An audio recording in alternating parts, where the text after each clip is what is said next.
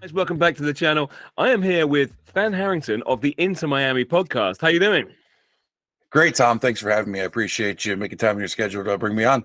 No, likewise. Thank you very much for taking the time to talk to me because you are a very busy man. I can see at least two different podcasts coming on my stream at the moment.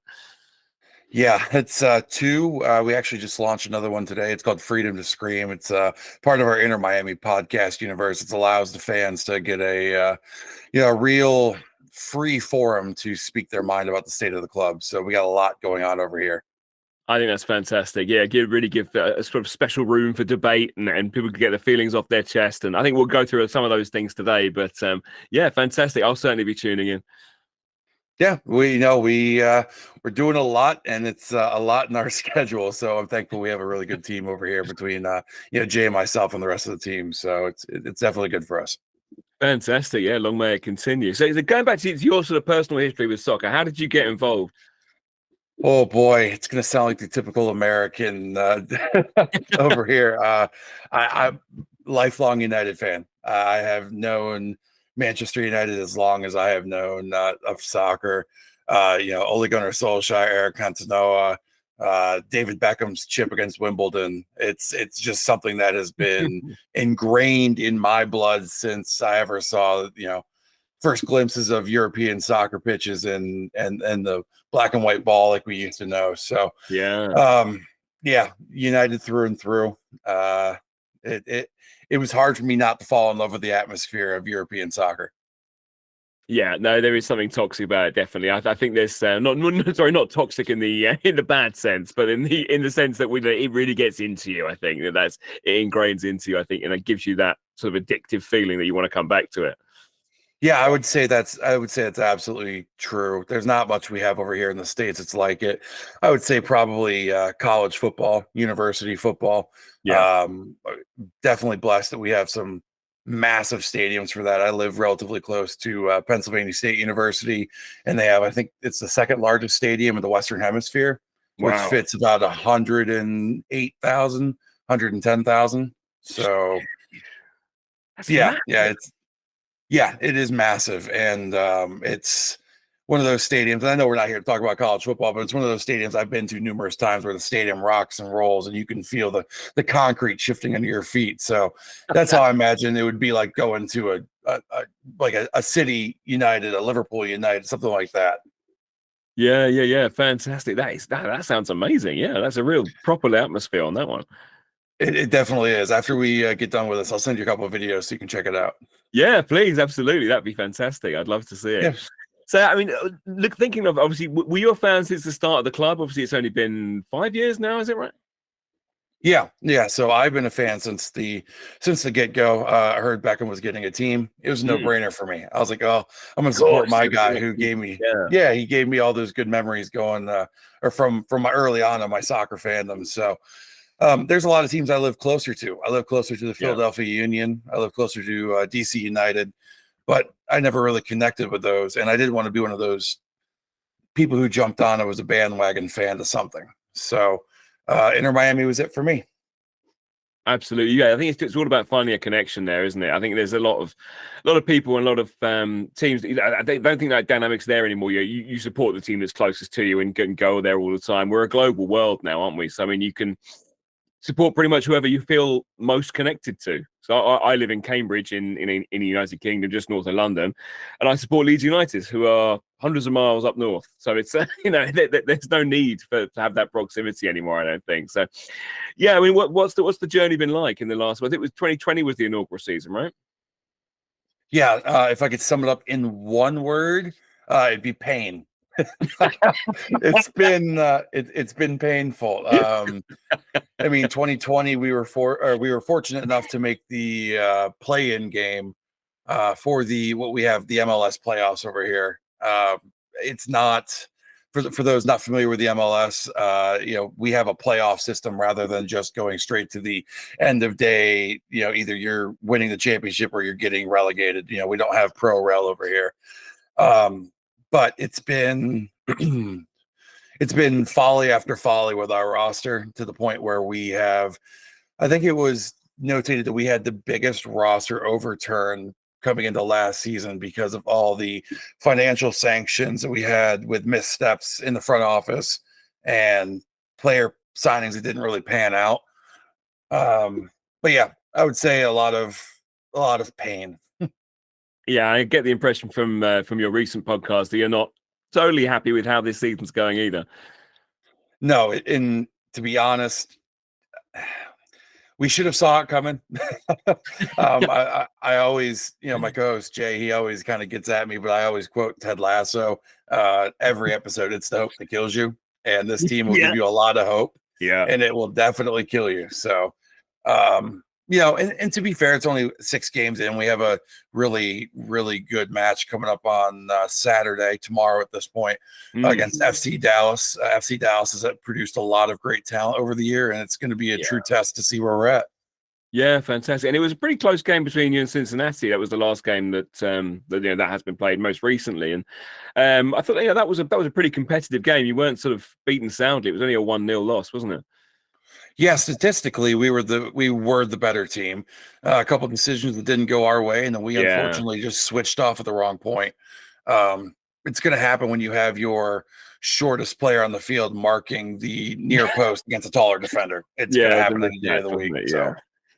On that corner, and it was just a classic corner to concede from. I know, as being a Leeds fan, we concede a lot of those sort of corners, unfortunately. But I think, is it? Obviously, is it not having the DPs in place? Is it Phil Neville's management? Where do you think the fault's lying?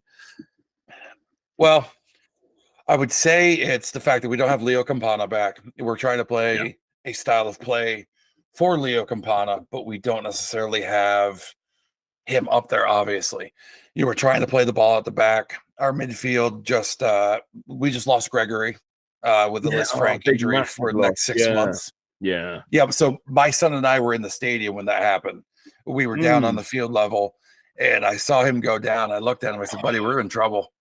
And I was texting. We have a giant Discord group, and I was like, "Guys, this is not looking pretty good for Gregory here." And that's when the stretcher went off to pick him up off the field. So,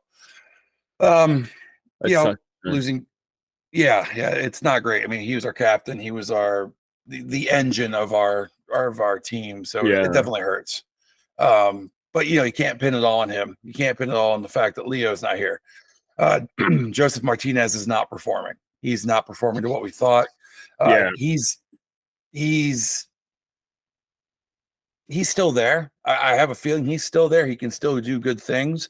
Yeah, but not in the way we're trying to play him. And that comes down to Phil's tactics and plans as well. So yeah, I mean, he is, obviously we saw it at Atlanta, and in spark, in little bits. He's just a fantastic player. I think he's one of the finest players in MLS. He's just insane. What he can do, and I think if you can use him, then or even complement him with some other DPs potentially, then you could become a massive force. Once Gregor's back, obviously, and you can get those sort of ducks aligned. There's potential there, isn't it? There is potential, but it all relies on Joseph Martinez doing what Joseph Martinez does. I don't think any of us truly believed we were going to get the 2018 version where he was a man on fire and he was scoring anything that was near his feet. Yeah. But we were hoping for more than 0 goals through 6 games, I think. Even if we would have got 1 or 2, we could have been like, all right, just a slow start. But that also comes down to, again, Phil's tactics and the fact that our midfield is still trying to find their identity at this point. Yeah. And what about the Messi thing? Obviously, there's a lot of talk about him coming into this team. Do you think it's likely? Do you think it's what do you think would happen if it did come off? So I'm going to speak at it from 2 points, I guess. I'm going to speak at it from my view, and I'm going to speak at it from the fans' view. Okay. The fans' view for the club would be this is going to be awesome. It's going to be great for the club, great for the league, great for the city of currently Fort Lauderdale, but eventually Miami and Miami Freedom Park. It's going to be phenomenal. It's going to draw a lot of folks in. It's going to help put our league out there as one of the premier destinations, which some people might not like to hear, but it's on its way. We're slowly getting there. Okay. For me, I don't necessarily care for it. It's not going to solve anything for us. It's just going to put more money in our pockets at this point. Messi's not going to fix the midfield issue. Oh yeah, I know Sergio Busquets is coming, but that's not going to help our midfield issue either. We need somebody like, if I don't know, if we're going to sign an aging midfielder, we want to sign Isco, or look for some younger talent like Yeah. I don't know, maybe try to re-sign Pozuelo, not putting all of our eggs in one basket. Hmm. For me, it's very frustrating because I feel like the team could be in a better spot, but we're too focused on bringing these two stars in that might end up accepting a Saudi offer, or I don't know, go back to Barcelona. Honestly, I think he goes back to Barca. He has a Hmm. storybook finished there and calls it a day. But it would be cool to see him play once. I know I had a bunch of friends of mine who were down there in Yeah. Miami and watched him play against Argentina. I'm sorry, Argentina and I think it was Honduras. I'm not 100% sure, but the entire stadium was packed to the gills just because Messi was there. So, Well, yeah, he's certainly a draw, and I think, yeah, I mean, I can see what you mean. It's not going to balance the team by getting him in, but yeah, I mean, it seems irresistible. I think that any club would accept Messi as part of their setup just because he's such a magical presence, I guess.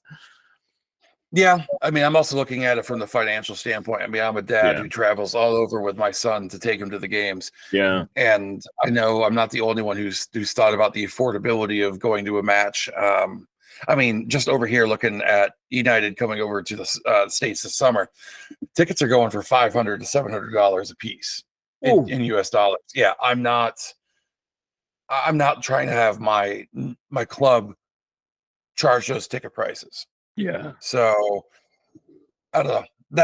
And that might be selfish of me, but I'm also trying to continue to make memories with my son and keep it within an affordable price range. It's not going to break me every year. Yes, absolutely. Yeah, yeah, yeah. No, it needs to be for the fans. It needs to be for the people who are passionate, not just the people who are rich and would want to go and see Messi, for instance. Yeah, tourists, I guess, Yep. in that Yeah. sense. So obviously, looking back to last season, you did get to watch another. I was going to say a person of that level, and I would put him up there as an absolute legend. Is in Gonzalo Higuain, who was had a good time with you guys. What did you think of his stint over there? It was polarizing. Let's put it that way. He was loved and hated by equal over here, I would say, towards the end of it all. Right. Leading us to the playoffs, he was definitely loved. He was one of the most frustrating players we had for the longest time. If you listen to any of our past episodes, you hear me complaining about him throwing his hands up in the middle of the park, screaming for the ball, even when he wasn't necessarily in the best of spots. Yeah, yeah. You could tell that Gonzalo was desperately trying to be the player that was, a Chelsea and Napoli player, not necessarily an aging superstar struggling with the fact that he's on his way out the door. Don't get me wrong, I saw some absolutely beautiful world-class goals from him, and I loved him in those moments. I saw some absolutely devastating misses from him, and I hated him in those moments. So, Yeah, yeah. I will count myself lucky enough to say that I got to see him play, and I can sit there and tell my grandkids down the road that I got to see him play in Yeah. person over here. Definitely wasn't at the same level of like Zlatan coming over here, or Wayne Rooney, or Lampard, or Gerrard, or whoever you want to look at.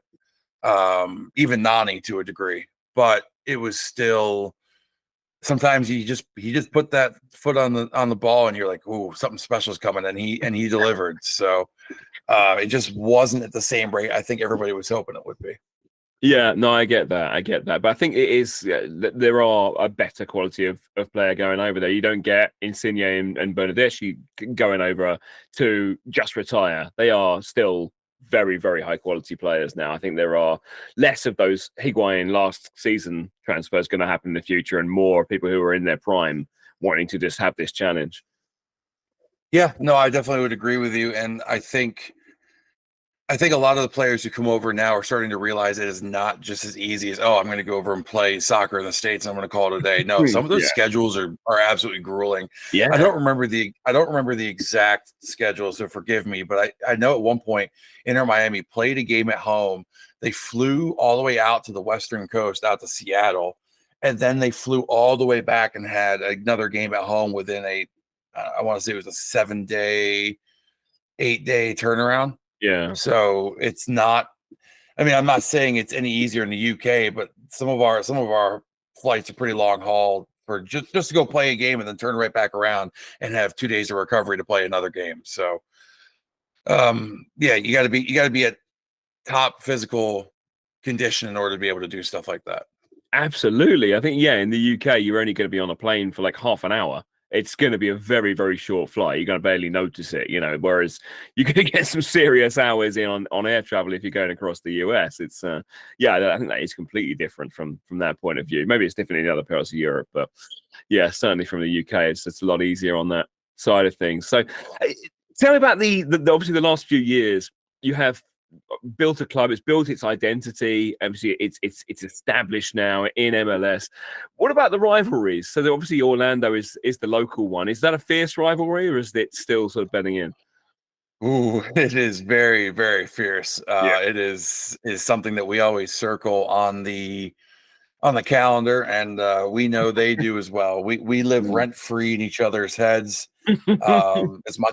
As much as they might not like to think about it, we definitely hear them talking about us when we're not even a part of the thing that's going on. So it's definitely definitely a good rivalry.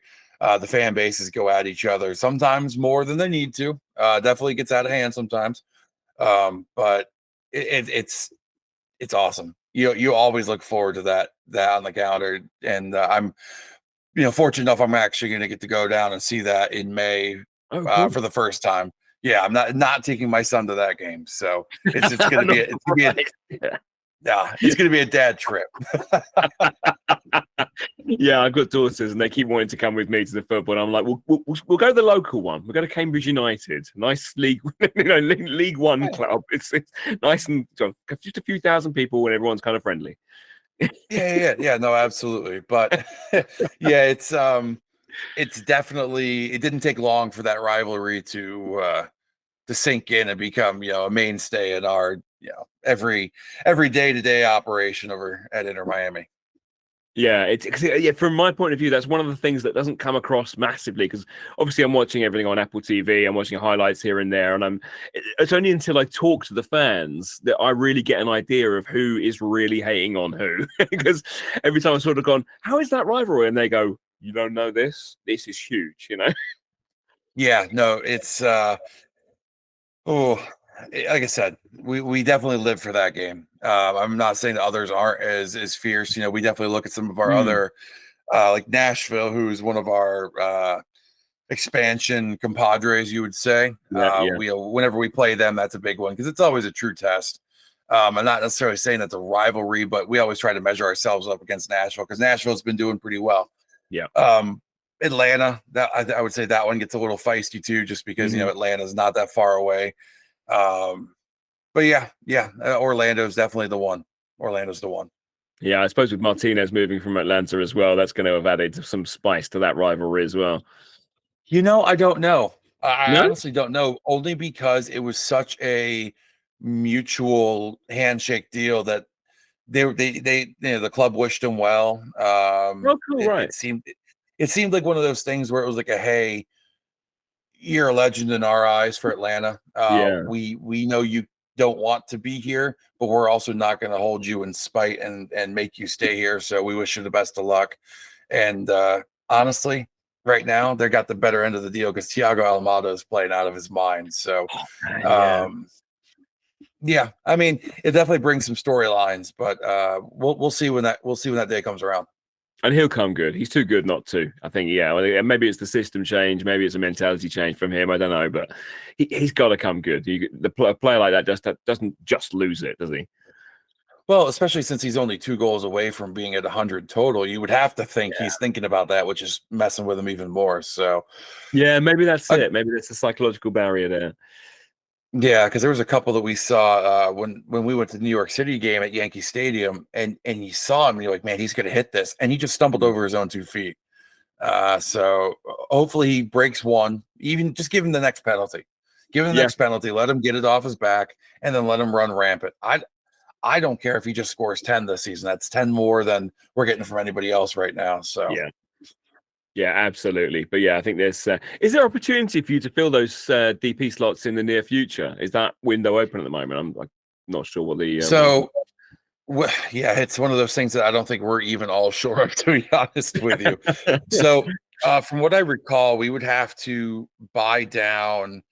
I believe Gregory could be bought down, and then we have a Right. couple what they call a young DP spots to be like Yep. a homegrown, I do Hmm. believe. It's one of those things where I come back to the Messi thing.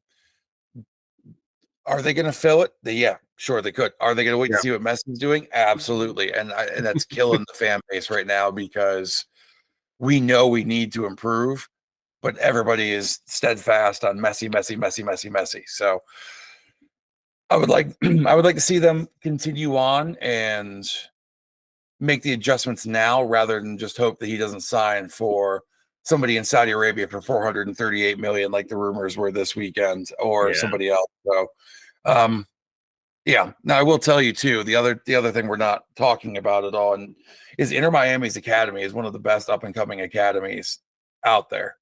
We have a lot of tremendous talent coming up through the academy system. Benjer Kremeshi is just one of the most recent additions to our squad that came through the academy. Noah Allen came through the academy. Ian Frey, who's been out with a pretty hefty leg injury, is also from the academy. Eddie Azcona, Felipe Valencia. So we have a very, very good system that is starting to churn out quality players. And, we're going up against, I think we're in the Generation Adidas Cup right now. We went up against teams like Manchester United and held our own. I think a couple of the age groups even beat them last year. So they're definitely coming around, and maybe we don't need to fill DP spots. Maybe we can just Yeah. use the kids for now and hold on until we find the right player rather than panic buying and have it being the wrong fit and we're locked into for a year or two. Yeah, that makes a huge amount of sense. If you can do it that way, that is absolutely the best way to do it. I think you've got a Beckham kid in there as well, haven't you? He's actually with Brentford 2 right now. Oh yes, of course. Yes, he moved, didn't he? Yeah. I looked at that when I was looking at one of my videos for Next Gen. Yeah, it's of course. Yeah, right. So is he just in Brentford reserves at the moment, getting some experience there? Yeah, that's what it sounds like. It was one of those Okay. moves that caught most of us off guard because Romeo was actually making a lot of moves within Inter Miami too, and he was doing really well. He even got a couple quick nods for the first team. But one morning we woke up, hey, by the way, he's off the Brentford reserves, and that was it. Strange. I guess they maybe he wants the experience from the British point. Well, maybe Beckham Senior wants him to potentially. Anyway, a couple of quick fire questions before we round off. Who's going to win the league? Oh man, if you would ask me at the beginning of the season, actually, I will tell you my prediction at the beginning of the season was Philly getting back at LAFC. Yeah, I don't honestly believe that right now. I mean, Philly has awesome firepower up been and down tough. that lineup, but they're definitely struggling. So I would say I don't really see anybody as a clear-cut favorite right now, if I got to be honest with you. The only one that's been really romping right now is St. Louis City, and they're not gonna. That would be a story. That would be a story. I would say, like, I don't know if it would be right up there with Leicester winning it back. What was it 2015, 2016? That would be that fairy tale. Yeah. But if you're asking me right now, I would have to say if Seattle has the top to bottom roster. If Philly continues to flounder, I think Seattle could prove that the old dogs are still on top in the league. Yeah. You couldn't count them out with the quality they've got. Still, it's not gone anywhere, is it? Yeah. Okay. Nope. What about top scorer in the league? Who's going to take that crown? You reckon? Thiago Almada. I think Yeah. he continues to run with it. I believe there's a player from LAFC. I think it was a Bianga who started to come into his own right now, so he might challenge Thiago Almada, but it's going to be his to lose. And you can't. Well, I think Jordan Morris is also leading it right now. So Yeah, he is. Yeah, he's got a few. Yeah, but he's also had quite a few in a couple short amount of games there. So I'm Yeah. gonna say Thiago continues to be the firepower for Atlanta, and he goes off and wins the Golden Boot. Could be the same answer, but who do you think is the best player in the league? Right now, I'm gonna go. I'm gonna go with Jordan Morris. Actually, I know I've been hyping up Oh, Thiago this cool. entire time, but Yeah. Jordan has, he's been playing lights out. And forgive me, I feel terrible for this, but I cannot remember the name of the striker from St. Louis City, and I know it's a running joke that he's been Oh, it's gifted Klaus. a lot of goals. I'm Yeah. sorry. The Klaus? Yes, Klaus. Yes, I know he's been gifted a lot of goals from the opposing back lines, pretty comically, but Yes, yeah. it still takes talent to put it in the back of the net. So right now, you could argue between both of them. Obviously, Thiago Almada has been playing again lights out. So I don't know. Shut your eyes, spin 3 times, and throw a dart at either one of those names, and you're not going to be wrong. That's it. This is why I ask the question every time, because it is completely open, and we're very early on in the season now, so I think it is anyone's guess. Finally, where do you think Inter Miami will end up, and what constitutes a good season for you guys today? Honestly, what constitutes a good season for us is playoffs. We're not accepting anything less than playoffs. Yeah. And I'm talking not a first round exit. We want to make a decent side run into said playoffs.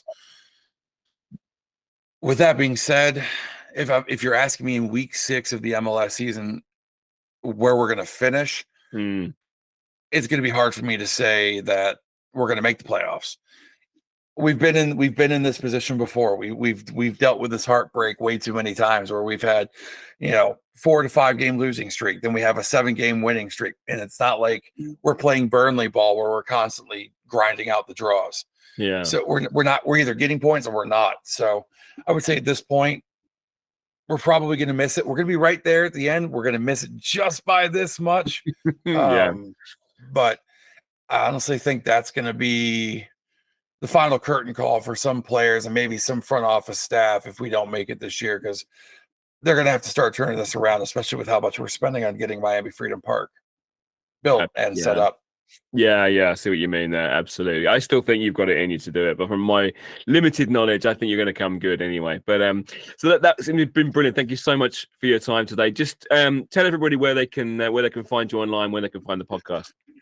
Yeah, so absolutely. I'm going to be at Thanicus Maximus on Twitter for myself, and then we are the Inter Miami Podcast at Inter MIA Podcast on Twitter. On Instagram, we are at Inter Miami Podcast. If you guys end up liking the socials, liking any of our posts, it's generally me posting behind the scenes. But make sure you give us a listen. We have a lot of cool things coming out. We have Away Days, which focuses mainly on the MLS. We have Freedom to Scream, which is, like I said, our fan base needs a place to have a voice to scream some days. So we allow fans to come on and speak their mind. And then we have the Traveler Chats. We have a awesome insider. I am CF Traveler on Twitter. He gives his insights. He has people come on, and we're doing a lot of cool things over here. So please come over, check us out, and let us know what you like. Let us know what you don't. And Fantastic. I can vouch for the podcast. They are really nicely put together, very well produced, and a great listen from a guy who's not doesn't have a team. It's a great listen, and they're very entertaining. So I would implore everybody to go and do that. But thanks so much for your time, Than. It's been brilliant to talk to you today. Best of luck for the season. All right, Tom. Thank you so much, and I appreciate you having me on. Cheers, man. Thank you.